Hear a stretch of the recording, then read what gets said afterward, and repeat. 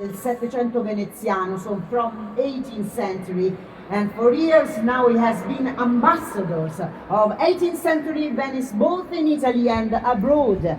Everything was born from an idea of the founder, ricordiamolo, il nostro Mario Giuga, who has always been passionate about classical music but also about choreography and 18th century clothing. So now you can admire the show of this created for this carnival, Yes. the historical dances from le maschere di Mario del Settecento veneziano. Come ha detto giustamente la nostra Miss Love, la nostra amore, le maschere di Mario del Settecento veneziano, dirette dal maestro Mario Giuga, nascono proprio per questo carnevale, lo dice il nome stesso, Certo. e sono una sorta di ambasciatori del carnevale settecentesco. Anche in altre situazioni, sono state l'Infiorata di Noto, sono stati davvero Sì, è in vero. tanti altri eventi importanti, hanno Sì. partecipato a trasmissioni televisive, sempre comunque nel segno della filologicità. Li vedrete tra poco sul palco, anche loro magnifici abiti